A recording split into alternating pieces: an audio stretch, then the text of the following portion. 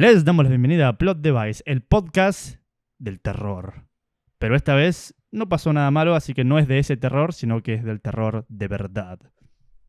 Soy Leandro Botinelli y me acompaña... Nando Deep. Y te acompaña... Y a mí me acompaña un Deep adicional. Pablo Deep. Y creo que no puedo decir más nada que... Boo. Spooky. Muy bueno. Yo pienso en Boo igual y pienso en la nenita de Monsters Inc.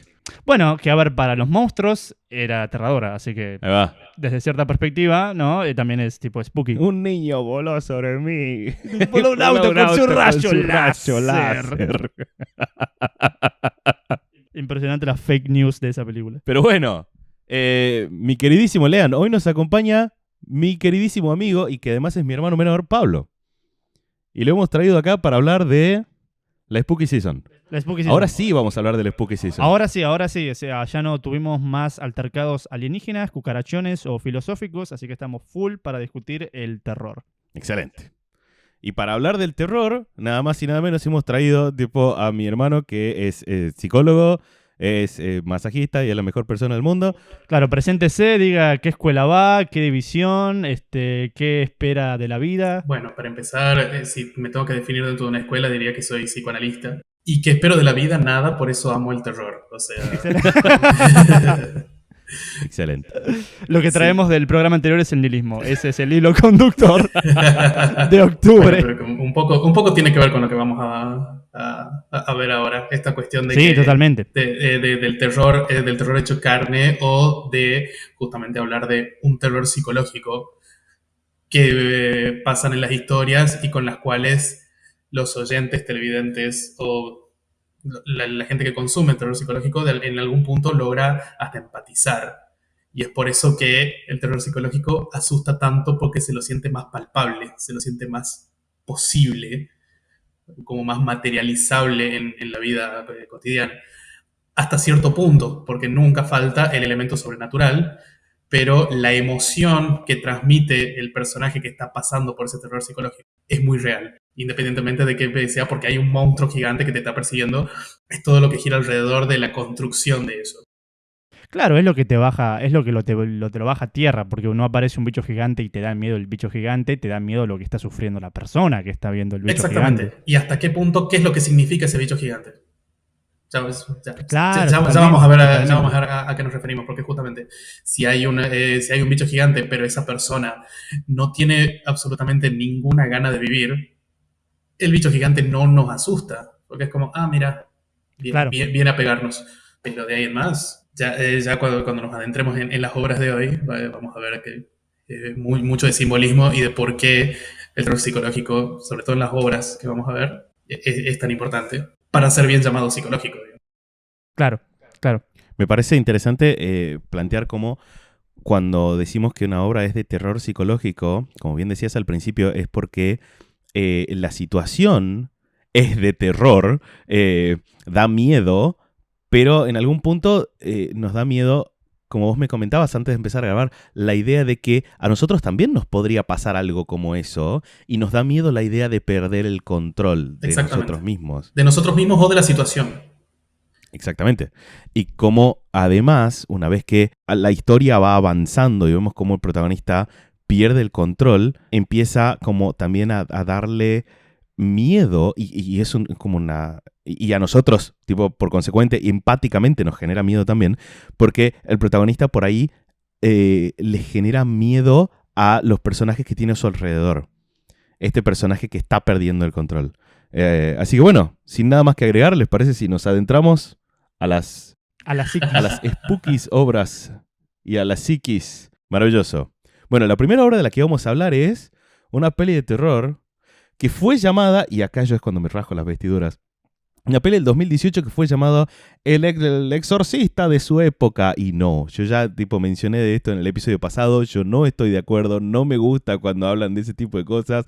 La película Hereditary es una obra... Conocida acá como El legado del diablo. Yo no lo puedo creer. El diablo mete el legado. Claro, pero, o sea, podría haberse llamado. Cariño, legalicé al diablo. El diablo viste el legado. Diablo, Legado 2, Electric Boogaloo. No, sí, continúa. Hace mucho que no mencionábamos, igual títulos mal traducidos. Sí. Banco. Pero pienso, una obra que podría haberse llamado Heredado, Heredada, La Herencia. La herencia es muy bueno. Y, sin embargo, El Legado del Día... ¡Qué hijos de mil! Bueno, no importa. El punto es que es una película de terror psicológico con un gustito, con un aderezo de sobrenatural. Sí, o sea, vamos a ir hablando tranqui y después cuando hablemos full spoilers, hacemos full Hablamos spoilers. full spoilers pero, desde ahora pero mismo, sí. amigo. Desde ahora Sí, mismo, bueno, ya fue. antes de full spoilers, yo quiero recomendar que la vean antes de escuchar este podcast, que ni siquiera vean el tráiler, porque si ven el tráiler está bien hecho, porque va por un lado que vos te esperás que va a ir y la película no va por ese lado. Vean sin tráiler, vean sin este podcast. Yo la vi sin saber nada y me encantó, porque la película va construyendo hacia donde va muy lento y cuando llega a donde va, vos te estás comiendo los brazos como Bob Esponja. Así que para este podcast, véanla, vuelvan y hablemos o hablemos ahora y si te copa, después la ves. Excelente. Go. Así que bueno, es una película cuyo autor... Ari Aster, escritor, es su debut directoral Muy y bueno. escritoral. El chabón se mandó con todas. Claro, porque antes de esto venía siendo tipo cortometrajes, cosas como Sí. mucho más tranqui. Sí. Y sí, fue con la producción esta 24, que se las conoce por hacer películas independientes, tipo no mainstream, y la repegó. O sea, estoy de acuerdo que dejemos de buscar El Exorcista en nuestra época, hacer esto en nuestra época, pero se la pone como en un podio de terror de tipo las últimos 20, 10 años la mejor película de terror. Que no es lo mismo decir es tal Es el película de Exorcista esta de época. nuestra época. Claro, eso me parece... Tiene lugar en el podio de terror de una, pero tampoco es tal... No le demos la identidad de otra cosa, Me gusta digamos. mucho más eso. Sí, ¿Entendés? estoy muy de acuerdo. Es una película profundamente spooky, aún antes del giro sobrenatural. Sí, Es una sí. película que... La primera, ¿qué será? Hora y media, tipo antes de que aparezcan las sectas y los cultos y los Ujú. bichos fantasmas. Está bien, hay un par de pseudo jumpscares, como de cosas que los protagonistas, o la protagonista Gran sobre todo, actriz. ve antes de prender... Y no, Sí, Toni sí. Collette, la amo, una de Sí, mis sí. actrices favoritas. O sea, ella te carga, o sea, todo el cast es increíble, pero ella es como Jack Nicholson en El Resplandor, ¿me entendés? Tal Sus cual, caras sí. te venden todo. Sí. Es impresionante. Pero sí, o sea, no hay jumpscares bruscos, grasas de película de terror que uno va al cine a comer pochoclo y decir, ay, me dio chucho. Pero hay como cosas en la fotografía de la película es increíble, que están de fondo, entonces vos subconscientemente, aunque no lo estés viendo, sabés que algo está mal. Entonces, cuando te das cuenta, o capaz cuando la volvés a ver y ves que en la esquina siempre estuvo eso, decís, ah, no, la puta madre, ¿me entendés? Porque te está ya llevando a lo perturbado que está todo ese ambiente. Sí, estoy absolutamente de acuerdo.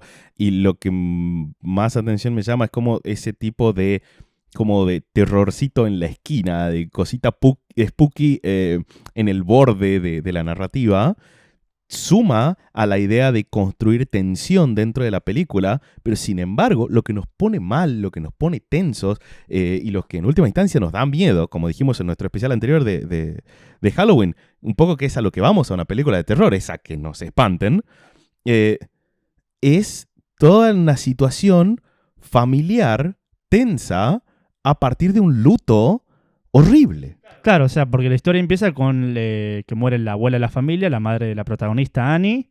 Están en el velorio y después van a vivir a una casita del bosque, que creo que era de la abuela. Sí, creo que era la casa de la abuela y se van a vivir a la casa de ella. Y a partir de que se van a vivir a esa casa se va desencadenando todos los eventos spooky. Pero ya empezamos con un velorio, ¿me entendés? Ya empezamos, pum, en ese sentido. Sí, pero dijimos que vamos a ir full spoilers. Igual. Ah, bueno, sí, ya empezamos ahí. Continuando con esta línea, ya en los primeros momentos de la película, en donde la protagonista empieza a ir a un grupo de autoayuda para poder superar la pérdida, y ahí empieza a hablar el nivel de violencia que manejaba la madre para con toda su familia, empezando con su hermano mayor que sufría de esquizofrenia, en donde el hermano se termina suicidando por los niveles de presión y de violencia que manejaba la abuela para con él. En ese grupo de autoayuda ya empieza a laburarse lo que es la idea que le da título a la película. O sea, ¿qué es esta cuestión hereditaria que le mete la abuela hacia los hijos?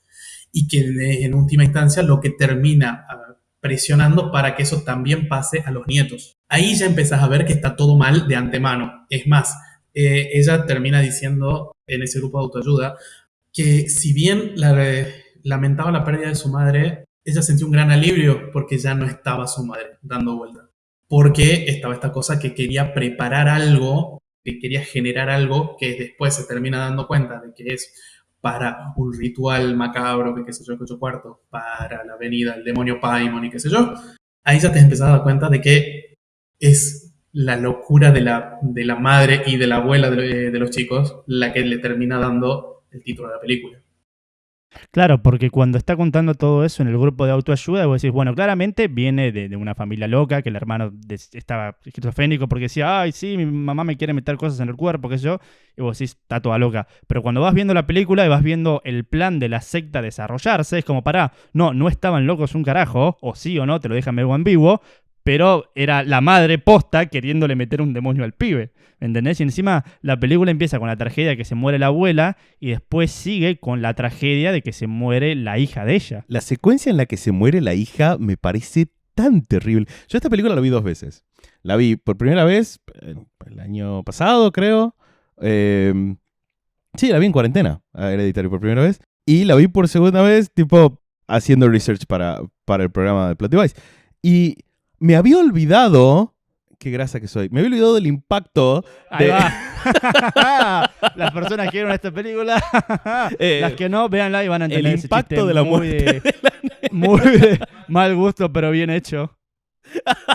De hecho ¿te acordás esa trending que había en Twitter que tipo ponían 2 fotos y dice quién ganaría? Que yo en un momento tipo, ¿quién ganaría? ¿Esta nena o un tronco? Turbio. Muy turbio. Está mal eso que usted acaba de decir. Fue Twitter, yo no fui. Igual es Twitter, claramente iba a estar mal. Pero bueno, a partir de ahí se genera como un segundo luto fuerte, fuertísimo en la familia. Y yo creo que ahí, incluso actoralmente, es cuando la narrativa empieza a proponerles a los actores protagónicos como las secuencias más ricas para desarrollarse actoralmente. Las secuencias de las cenas familiares, de los lutos, de todo eso. La escena es la culminación de todos esos lutos. Súper tenso.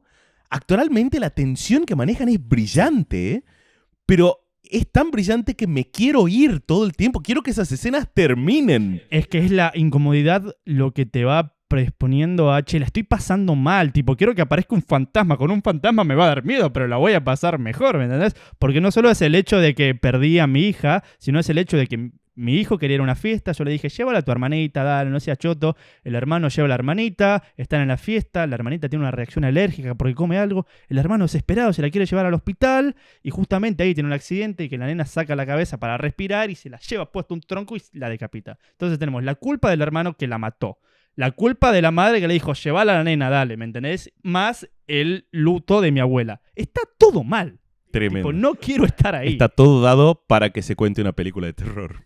Claro, además está esta cosa que vos mismo lo dijiste, quiero que aparezca un fantasma, quiero que aparezca algo, ¿por qué? Porque es mucho más fácil echarle la culpa de la situación a un ente sobrenatural que a las propias tensiones entre los distintos miembros de una familia que está destrozada, en donde en ese punto se ponen a pelear, se gritan, se dicen cosas horribles, porque están desesperados por encontrar un culpable, cuando en realidad el culpable no existe. Son distintos niveles de responsabilidad que manejan entre ellos. Y eso es algo que en la vida real es muy cierto. Es algo que sucede cuando hay una discusión familiar en donde se están buscando culpables. Son situaciones de mierda. Por eso esa escena es tan incómoda. La escena de la cena es tan incómoda de ver porque muy probablemente tiene algo con lo cual nosotros nos acordamos de alguna situación que hayamos vivido. Sí. No, sí, a ver, yo no te digo, me sentí identificado, pero hubo muchas situaciones donde empatizaba con los personajes porque he sufrido una pérdida o he estado en situaciones que tipo la otra persona siento que está flasheando y yo estoy metido en esa situación y digo, no, Dios, ¿ahora qué hago? ¿Qué sé yo? Que es muy turbio. Y aparte, por lo general, cuando uno va a ver las películas de terror, está como, bueno, que venga el bicho, dale, me lo estoy esperando. Que cuando la película de terror es buena, lo va construyendo de a poco, qué sé yo, y vos decís, ay, vino, qué sé yo. Pero acá es muy de a poco. O sea, tenés tus cositas en el fondo, tus cosas que se caen, cosas que se mueven, qué sé yo. O cuando se muere la nena, que hacía un ruido muy particular, porque era, no sé, una rara, hacía como ese ruidito. Después de que se muere, como que empiezan a escuchar ese ruido por todos lados, ¿me entendés? Entonces como que ahí te da esa de, ay, fantasmas, ya hay como cositas. Pero, digamos, el gran reveal del bicho es al final. Por supuesto, al sí, final. pero incluso antes, como que sí te dan a entender que la nena tenía como percepciones sobrenaturales. Sí, como que hay cositas. Pero es una película en la cual el terror psicológico y el terror sobrenatural conversan todo el tiempo. Están como jugando un ping-pong de ida y vuelta, de que tenemos estas situaciones absolutamente realistas y que el miedo de la situación pasa por lo realista que es y da miedo que sea tan realista. Da miedo que pensar, che, esto me podría pasar a mí o a cualquiera. Y cada tanto, tipo, como para liberar esas tensiones realistas, la película no te hace relajar a vos, sino que te genera tensiones sobrenaturales. Claro. Entonces es una película que todo el tiempo está proponiendo, y para tomarse un descanso de una, te propone, para tomarse un descanso de uno de los lados, te propone desde el otro lado. Y eso me parece interesantísimo. Claro, porque justamente para tratar de generar alguna closure con todo el drama familiar que están viviendo, Annie, la protagonista, empieza a acercarse a una chica que la contacta, que es tipo medium, dice, bueno, pero podemos contactar a tu hija muerta, que yo es como que el escapismo para que te relajes de la verdad que es la situación familiar de mierda, es fantasmas, ¿me entendés? Es como, bueno, listo, el escapismo son los fantasmas, vamos. Y ahí es cuando empieza a conversar fuerte con lo sobrenatural y como, bueno, listo, venimos a ver los fantasmas. Y ahí se va yendo toda la verga. Que cuando yo decía que el tráiler de la película hace un misleading interesante, el tráiler de la película le da mucho protagonismo a la nena. Es como que te da a entender que esta película es que se murió la abuela y hay fantasmas y la nena está haciendo dibujos raros, qué sé yo. Entonces como vos decís, bueno, es la clásica de la nena que ve fantasmas, claro, hace dibujos raros y ya. Cuando vos ves la película y ves que la nena se muere en los primeros 20 minutos, decís, ¿para qué carajo? Tipo, no te lo ves venir ni en pedo. Está muy bien hecho ese tráiler. Sí. Sí, es muy interesante. Y además, me parece muy interesante también lo creepy, construido no tanto a través de los dibujos que hace la nena, sino de las miniaturas que hace la madre. No, todo lo que es miniatura es fantástico porque la madre hace maquetas, hace miniaturas y la película está especialmente filmada para que haya planos que vos no distingas si es una maqueta o si es la casa. La casa es una casa que hicieron en un set posta para que tenga esa vibe de casa de muñecas. ¿Me entendés? Entonces vos ves a la protagonista Annie haciendo miniaturas de cuando ella era chiquita y tenía situaciones extrañas con su madre, de manera de procesar eso. Y después vos ves la casa como espectador con todos los protagonistas teniendo situaciones de mierda. Sí, que esto también tiene que ver también con lo que decíamos recién, de el miedo o la amenaza de perder el control. Fíjense, esto ya ha habido análisis al respecto, en donde habla de que Annie, al tratar de elaborar las situaciones traumáticas a lo largo de su vida, era un intento desesperado por recuperar el control. Ok, a mí me pasó esto. Puedo ver de controlarlo por lo menos en un nivel diminuto. Puedo ver de elaborarlo de otra manera a través de estas miniaturas. Y a medida que los va elaborando, puedes llegar a entenderlos un poco mejor. Termina siendo todo lo contrario, lamentablemente. Pero bueno, es un intento. Al menos es el intento. Está ahí, justamente como hablabas recién, de que se buscaba siempre un escapismo. O fíjate como en el momento que falla el escapismo de la miniatura, pasa directamente al medio. Pero siempre está ese deseo. Sí, ahí las escenas con la medium ya empiezan a ver las cosas de terror más clásicas, que hay una escena como que está con el papá y con el hijo y dicen, no, bueno, vamos a contactar a su hermana muerta. Todo muy sano. Está claro, chicos, ¿qué vamos a hacer el viernes a la noche? Vamos a contactar a su hermana muerta. Tipo, que el hermano que también, shout out al actor que hace de Peter, que es maravilloso como es muy bueno desde que accidentalmente mata a la hermana, él cada vez es menos humano, tipo, cada vez se expresa menos, es como que es un caparazón, está perdiendo toda la humanidad porque justamente parte de la joda del culto es de sacarle el alma y reemplazarla por otra.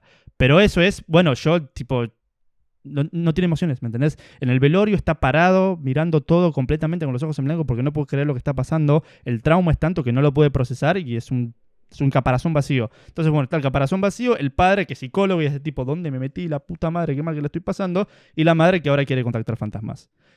Contactan a Charlie y tipo es como que empieza a hablar desde el cuerpo de la madre y la voz cada vez se vuelve más turbia y es una situación horrible y ahí ya empieza el terror de, upa, se vienen los fantasmas. Claro, ahora de repente hay sobrenatural. Claro, es como, bien, esto es lo que viene a ver, bueno, menos mal. Bueno, sí. Qué bueno que llegaron los fantasmas para matarnos a todos. Yo no sé si podría haber seguido sosteniendo la otra tensión. Claro. No, pero también está muy metido el tema, no solamente cosas visuales que no las percibís, y eso es lo que hacen todo perturbador, pero temáticamente hay cosas que están desde el principio. O sea, siempre que en una película hay una clase y están en la escuela, hay que prestarle atención a lo que dice el profesor y lo que te muestra el pizarrón, porque eso generalmente es temático de la película. Y en varias clases de Peter, el chico, están hablando de tragedias griegas.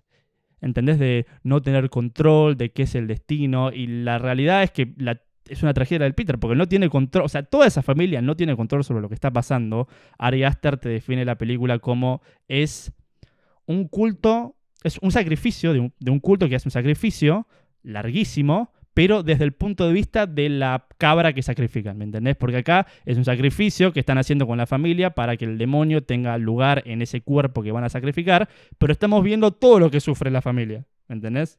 Entonces, es la tragedia, no tenés destino, no hay libre albedrío, estás todos controlados por este culto. Ujú. A la misma manera Sí, que sí. Annie hace sus maquetas y pone sus muñecos, acá los muñecos son ellos y el culto mueve los hilos. Tremendo. O sea, vos fijate, tremendo. o sea, la película está muy bien armada. Es primero una muy buena película y segundo una película Dato de terror. color, si puedo aportar.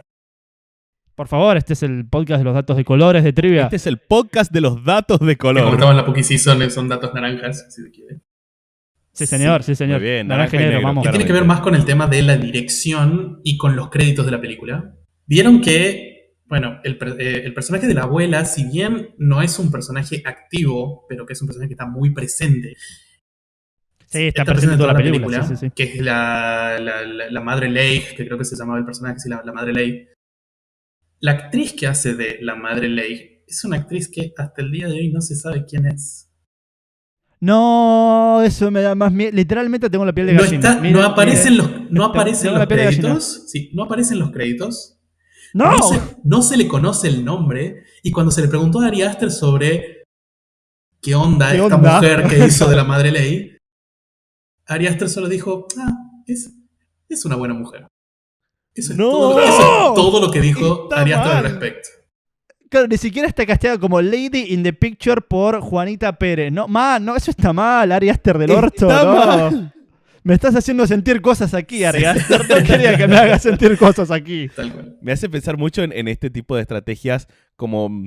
Voy a inventar un término ahora. Ahora Dale. mismo. ¿Tengo permiso? Se viene. Son elementos para spooky. Sí. Ok, Más claro. allá de lo spooky. Porque Blair Witch Meta Project... spooky. Meta spooky. El Blair Witch Project hizo lo mismo. Claro. Sí. De hacer que los protagonistas tipo no aparezcan en ningún lado, capaz que desaparecieron de verdad y que esta película posta la encontramos en una cabaña en el bosque. Es el siguiente paso en una campaña viral, Claro, digamos. sí. Sí. Pero esto de Ari Aster es mucho más sutil. Mucho más fino. No, es que toda la película es sutil porque te lo digo, por lo general una película de terror, el reveal del bicho por lo general es el segundo acto y ahí se empieza a ir toda la mierda. Acá es tan lento y el clímax, o sea, el clímax de la película, el final de la película es en lo que cualquier otra película de terror sería el segundo acto. Acá termina con, listo, no aparece el demonio, pero la madre está completamente poseída, persigue al hijo, aparecen todos los cultistas desnudos, que eso me encantó, porque no tienen una túnica roja, una túnica blanca, lo que sea, están desnudos, están completamente expuestos. Como el diablo los trajo al mundo. Exactamente, están completamente expuestos, lo que te da la sensación de que no tienen nada que temer, lo que te da la sensación de que yo les tengo miedo. Son viejos que vos ves en el chino, ¿me entendés? Comprando sandía, qué sé yo, pero están desnudos. Nunca fui al chino de la vuelta de tu casa, pero ahora no quiero ir. No, ahí van vestidos. Ah, ok. Por eso compran sandía. Son viejos, ¿me entendés? Que van en la calle, que acá de golpe están en bola, sonriéndote de manera muy creepy porque sos el envase donde va a venir el demonio Paemon. El demonio Daemon Tools. Daemon Tools. Claro. El demonio Doraemon. Y que si nos ponemos a hilar fino con respecto a lo que es la secta propiamente dicha, si volvemos a ver la película después de haber sufrido el plot twist del final y qué sé yo, te empezás a dar cuenta que la secta estuvo ahí todo el tiempo. Al comienzo... Sí, eso es maravilloso. Le agrega mucho rewatch value a la película. Sí. Es más, desde la primera escena, que es el funeral de la abuela, que hay un montón, están todos ahí y de hecho hay un par de enfoques que le hacen a señores que están ahí, que le están sonriendo a Charlie. Le decís, ¿quién es esta persona? Le está sonriendo a Charlie. Estuvieron ahí todo el tiempo. Entonces ahí se vuelve a maquinar la idea de que esta es gente que nunca tuvo el control, sino que el control lo tenían todos los demás que estaban a su alrededor. Exacto, exacto. Sí, inclusive en las transiciones, tipo de día a noche, muestran la casa de día, se hace de noche durante 2 segundos y ves que de golpe en el día, en el bosque, no había nadie y de noche hay un ejército de viejos en bola, ¿me entendés? Contemplando la casa y de golpe es de día de vuelta. Y vos decís, ¿esos eran árboles? Eran muy extraños para ser árboles. ¿Qué está pasando?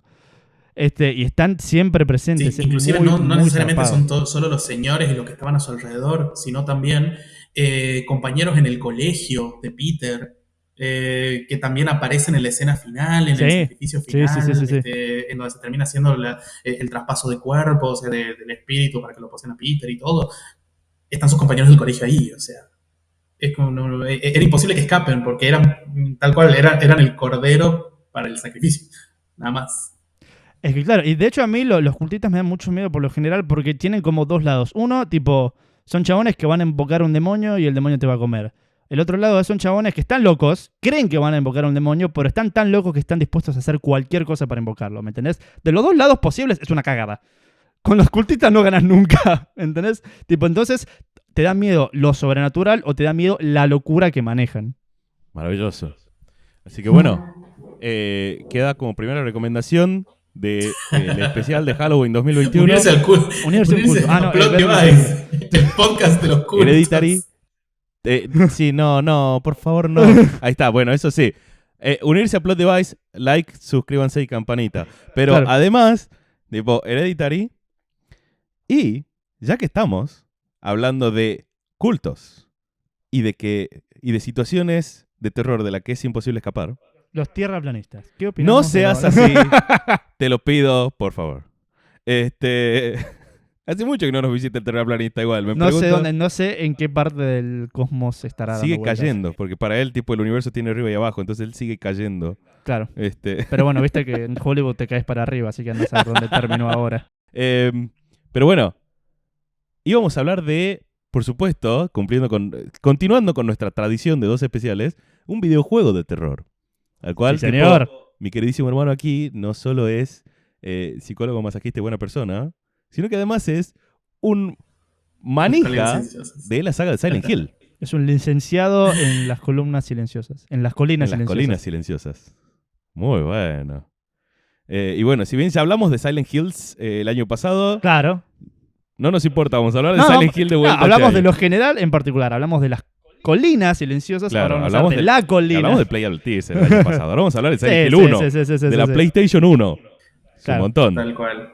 Sí, señor. Sí, que ya ha cumplido más de 20 años, así que... Ah, cierto. Todo que está cumpliendo más de 20 años ahora. Cierto Me que da el 2000 vértigo. no fue ayer. Me El da 2000 mucho no- vértigo. ¿Por qué el 2000 no fue hace Escúchame, 5 años? man? Harry ¿No te- Potter no te 1 parece? cumplió 20 años la película Ah. también. Smallville cumplió 20 Smallville años. cumplió 20 años y ahora Silent Hill cumple 20 años. Che, Sí, mucho. que de esto. hecho ya debe ser Ahora en el 22 mundo me 23, quiero que de bajar. hecho fue la apuesta de Konami para poder competir contra Resident Evil. Fue por eso que salió... Mira. salió en esa época, pero era una cosa de que de entrada fue un proyecto a la cual no le daban ni 2 mangos, literal, porque el primer Silent Hill, el primer Silent Hill está hecho con muy poco presupuesto, hecho por un equipo de trabajo dentro de las oficinas de Konami que literal le dieron la esquina de la oficina con 3 o 4 computadoras y le dijeron a ese equipo de trabajo, por favor asegúrense que no hagan demasiado ruido. Por eso se le conoce como Team Silent. Por eso es el Team Silent. Muy Que hay algo muy bueno. interesante alrededor de lo que es la producción del juego con tan poco presupuesto que tuvieron que meter el recurso de la niebla y de la nieve como bajo la idea de generar ambiente, pero en realidad es una forma para achicar el área de render del juego, como para que no Increíble.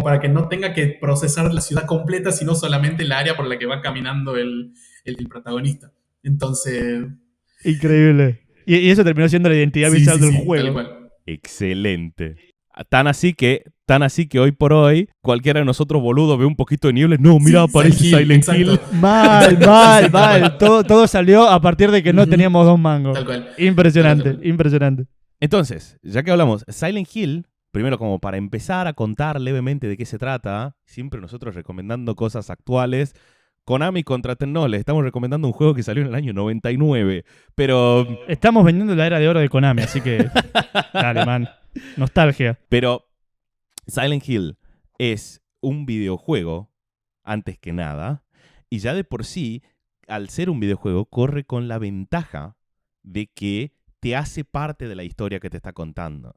Cada paso hacia adelante que tiene que dar el protagonista, cada vez que el protagonista está pasando por una situación tensa, cada vez que el protagonista tiene que tomar decisiones, el formato del videojuego nos permite como involucrarnos desde otro lugar, desde la dificultad, desde la skill, de la... Habilidad. Ahí va, gracias. Ese no era tan difícil. Perdón, pero yo soy un idiota. Entonces, es un videojuego que cuenta una historia, al igual que en Hereditary, en la cual el terror psicológico, el de un padre que pierde una hija, pero no en el sentido de que se le murió la hija, sino que literalmente la pierde, que la está buscando. Y eso me parece que es peor porque, a ver, cuando está muerta ya sabes que está ahí. El cadáver está ahí, lo estás viendo. Cuando la estás buscando estás desesperado. Exacto. Estás frustrado. Absolutamente. Y entonces esa sería como la parte de terror psicológico, que de nuevo es una obra en la cual el terror psicológico conversa mucho, interactúa mucho con el terror sobrenatural de los cultos, de las sectas y de Samael y de qué sé yo, ¿no? Y es una obra en la que estos dos elementos de terror me parece que llegan a una comunión muy interesante. Comunión no ocultista, comunión bien, digamos. También. Primordialmente, si podemos hacer un paralelismo entre estas dos obras, es esta cosa de que nada de lo que sucede en ambas situaciones, o sea, en ambas obras, es aleatorio.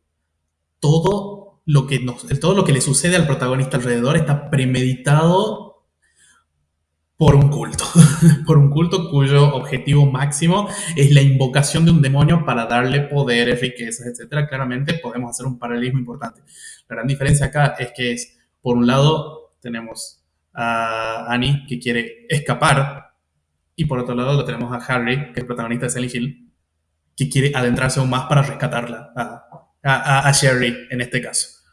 Claro, sí, tal cual. Me hace acordar esta secuencia magnífica de esta película absolutamente de culto, muy under the radar, El Rey León, no sé si la vieron alguna vez, cuando está Timón y Sasu en la calavera, tipo en el toro, Sasu dice, quiero salir, yo quiero entrar. Perdón. Hablo de Disney en la Spooky Season porque soy así de idiota. Les pido es un respiro de aire fresco para no pegarse un tiro. Por supuesto. Bueno, como ya hemos mencionado, el viaje de Harry a través de Silent Hill comienza con la pérdida de su hija. Y empieza a transitar por distintos lugares que de por sí le empiezan como a contar una historia, le empiezan a contar como la caída en desgracia y la vida de mierda que solía tener otra chica en Silent Hill que se llama Alessa Gillespie. Primer escenario por el que transitan es la escuela, en donde en la escuela a ella sufría bullying, sufría situaciones de abuso, en donde porque era hija de alguien que pertenecía a la orden, la trataban de bruja. De hecho, cuando pasamos por los pupitres, en uno de los pupitres está escrito así, morite bruja, etc. Y toda la escuela nos narra la vida de esta chica Alessa, que cuando termina la escuela no sabemos hasta ese momento quién es Alessa. Avanzamos un poco más. Conocemos a una mujer que se llama Dalia. Dalia nos cuenta de que el pueblo ha sido maldito y de que está tratando de ver por qué es que ha sido maldito. Entonces te entrega a vos como una especie de artefacto que te dice esto se tiene que abrir, este artefacto, para poder liberar a un ángel que nos va a poder salvar y qué sé yo. Y después de eso pasamos al hospital, que en el hospital pasa algo muy interesante, que es que ahí es donde finalmente nos enteramos de que existe la orden, de que existe este culto en Silent Hill al demonio Samael, y en el hospital nos enteramos de que ahí hubo un sacrificio que salió mal, un sacrificio en donde tendría que haber muerto una persona, pero por situaciones sobrenaturales no murió. Entonces, y es esta cuestión referida de que es un sacrificio incompleto lo que hace que este pueblo, esta ciudad, esté completamente maldita.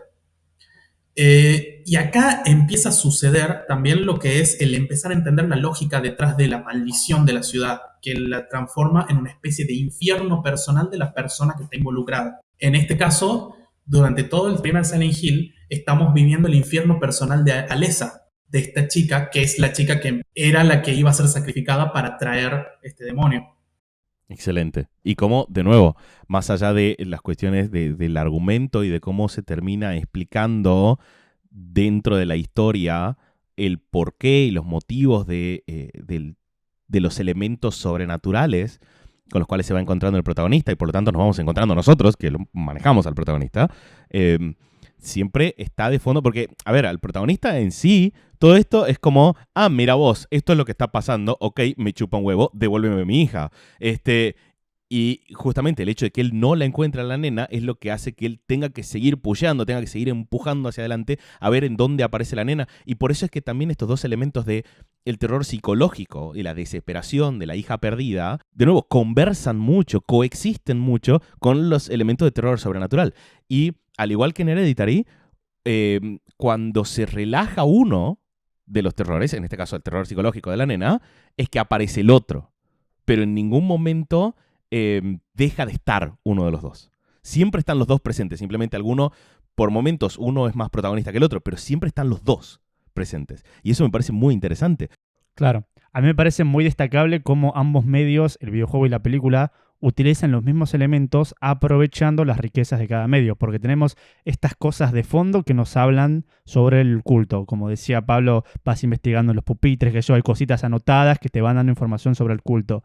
En la película estas cosas están de fondo, que vos no lo estás viendo porque no se están interactuando, los protagonistas no lo están viendo porque todavía no lo saben, pero están de fondo. Entonces, ya que esté de fondo te perturba y en el juego te investiga de lo que está pasando. Son las mismas cosas utilizadas de acuerdo al medio. Y eso es lo que lo hace tan bueno, que cada medio sabe qué usar para contar el terror que se está contando. Bueno, justamente hablábamos esto con mi amigo personal Gosto, a quien le mando un saludo, y ya lo invitaremos algún día al programa. Sí, hay que hacer un programa de Gosto de una. Pero él hablaba de, como quejándose también, de cómo los videojuegos últimamente se están volviendo cada vez más cinematográficos. Sí, el Gosto quejándose, ¿no? Es como... Claro, sí, él hablaba quejándose y el agua está mojada. Claro. Lo queremos al Gosto igual. Que Gosto, en todo caso, me hacía notar como los videojuegos últimamente están tan en este afán de ser cada vez más cinematográficos que de repente tenés videojuegos que tienen horas y horas y horas de cutscenes en las cuales el jugador no interactúa con nada de lo que está pasando. Entonces, si me querías contar una historia con cutscenes, hace una película. Tipo, no hay ninguna vergüenza en contar una película que esté renderizada en 3D, está todo bien. Pero si vas a hacer un videojuego, tenés que jugar con los elementos del formato videojuego, que son la interacción entre el jugador y el personaje, entre el jugador y el medio, el jugador y el entorno. Y que, a ver, esto me parece como muy discutible, muy charlable, es un kind of worms within itself. Pero me parece como muy interesante la idea de que, si bien Silent Hill tiene cutscenes, Silent Hill 1 estamos hablando, por supuesto, ¿no? Tiene mucha cutscene, tiene muchísima interacción. Tan así que incluso es de los videojuegos que tienen múltiples finales, dependiendo las cosas que vos fuiste haciendo a lo largo de la historia. Eso es lo que hace que te metas bien en la historia, porque el final lo haces vos. Exacto. Absolutamente. Sí. Y otra cosita que quiero agregar antes de pasar a los finales es en qué punto se relaciona el protagonista con todo lo que está pasando alrededor. Porque justamente decían como sí, lo que está pasando, me importa un carajo, devolver a mi hija. Llega un punto en el cual Harry se empieza a preguntar ¿por qué a Alessa le está mostrando todo esto? O sea, ¿qué fue lo que hizo que Alessa me muestre todo? Y me muestre por lo que pasó, el sacrificio mal hecho, la orden, etc. Resulta que cuando el sacrificio de Alessa sale mal, el alma de Alessa se divide en dos. Una parte del alma de Alessa queda en el pueblo maldiciéndolo y produciéndolo como este infierno personal de ella. La otra parte... Alessa era la nena que no la pasó bien, digamos, y que iba a ser sacrificada, sí. Y al final no murió. La otra mitad del alma de Alessa termina en el parlante de Amazon. La otra parte es Sherry, es la hija de Harry.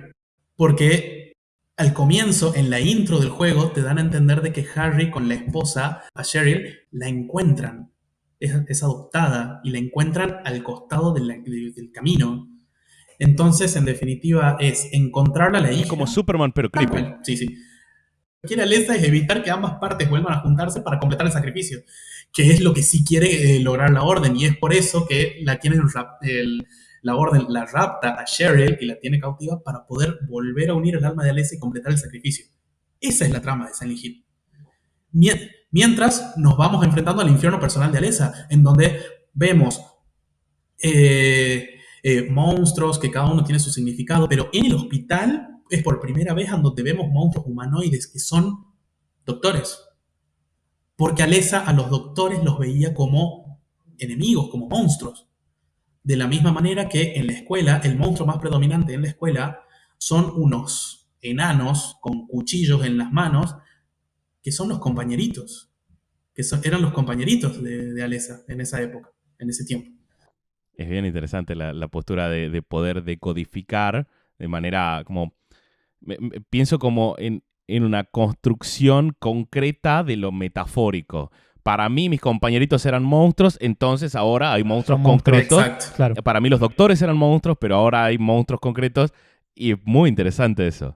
Bueno, el comienzo del juego no era el que tenía como el disclaimer de el juego te va a psicoanalizar. No, mientras estés jugando. ese es otro. ¿No este? Sí, sí, es el Silent Hill Shattered Memories, que es debatible a dónde lo ubicamos, porque el protagonista ok. también es Harry Mason, pero es raro. Claro, Ok, en ok. cuanto al canon de Silent Hill, sí es medio raro, Claro. pero es ya de por sí el hecho de jugar con la psiquis del protagonista y posteriormente ya en los juegos subsiguientes con la psiquis del jugador, pero es una idea que siempre estuvo dando vueltas alrededor de Silent Hill. Como que Silent Claro. Hill en última instancia se trata de eso, se trata de los monstruos internos que tenemos nosotros, de nuestros propios fantasmas internos que acarreamos con nosotros y de cómo eso puede impactar de manera concreta, un poco lo que hablábamos también de los cómics, ¿no? De cómo los conflictos que le pasan a los superhéroes son similares a los conflictos que nos pasan a nosotros, pero elevados a nivel Sí, ridículo. obvio. En Silent Hill sería cómo nuestros propios fantasmas internos pueden manifestarse de manera concreta y ahora el peligro que representan esos monstruos internos, esos fantasmas internos de nuestro propio pasado, es un peligro físico. O sea, Claro. no es simplemente le tengo miedo tengo pesadillas con mis ex compañeros del primario o con los doctores que me lastimaban. Ahora, literalmente hay monstruos que se manifiestan, que son esos doctores y esos compañeritos que vienen a lastimarme a mí. Y es muy interesante cómo Silent Hill puede como jugar con esos conceptos que son muy over the top. Sí. Porque es terror sobrenatural y terror absolutamente para nada realista. Pero no por eso deja de ser interesante. No, aparte está muy bien hecho el hecho del uso, que el protagonista sea un chabón con una motivación completamente ajena a lo que está pasando, porque sos el jugador que te meten en este mundo. No es que vos sos la nena y ya aparece una nena y decís, sí, yo cuando era chiquita y veía a mis compañeros pensaba que eran enanos que me iban a pegar. No, sos el protagonista que se está metiendo en toda esta mierda que justamente dice, a mí me chupa un huevo, yo quiero a mi hija. Y cuando te vas adentrando más, vas descubriendo todo. Exactamente. Y ahí lo hace mucho más rico porque decís, Es, wow. en definitiva, lo que pasa con el Silent Hill 2, en donde es el propio infierno personal del protagonista el que se va proyectando hacia afuera. Pero vamos a hablar de eso en otra ocasión. A diferencia, claro, pero sería eso, a diferencia de el protagonista explorando el infierno personal de su hija, o de la versión reencarnada de su hija, y cómo a él tipo le salpica de manera como transversal, el Silent Hill 2 explora más como, no, para esto te pasa a vos. Estate on board con esto, es muy interesante. Así que, bueno, no, vamos a hacer otro episodio. Vamos a terminar, continuará. Lo vamos a volver a invitar a Paulín. Sí, señor, por supuesto. Para seguir hablando de Silent Hill y de terror psicológico. Pero por lo pronto, agradecerte un montón que hayas venido con nosotros a compartir, a cagarnos de miedo un ratito. Es que está bueno eso, porque en general cuando uno quiere ver una película de terror se junta con gente, ¿no? Porque tipo está como, vamos a juntarnos a ver la peli y también no la quiero ver solo, así tipo, si nos cagamos entre todos. Así que está bueno que el terror sea de varios. Me parece una muy buena manera de diluirlo. Absolutamente. Pero también siempre está bueno, me parece, poder revisitar estas obras, que es un poco siempre lo que hacemos en Plot Device, ¿no? Pero en este caso, poder revisitar las obras tanto de Hereditary como de Silent Hill, del videojuego, estamos hablando, ¿no? De la película, y tener un poco estos elementos para poder decodificar qué es lo que está pasando adentro. Sí, por supuesto. Me parece como muy interesante también someternos a los escalofríos, pero también poder buscar estos detalles que hacen que la obra sea más rica y no simplemente una obra que nos tensiona porque es tensionante y nada Claro. más. Son obras muy maravillosas, muy interesantes, muy bien pensadas en los detalles, que es lo que hacen que sean obras, en última instancia, dignas de ser revisitadas, ¿no? ¿Por qué nos escalofrían los escalofríos? Muy bueno. Así que bueno, vamos cerrando, mis estimadísimos. Vamos cerrando. Muchísimas gracias, Pablo, por tu aporte No, gracias a terrorífico ustedes. Gracias a ustedes. y analizante. Y muchas gracias a las personas que nos escuchan, a las personas que nos ven, a las personas que se cagaron en las patas. Y será hasta la próxima emisión de Plot Device, el podcast cultista.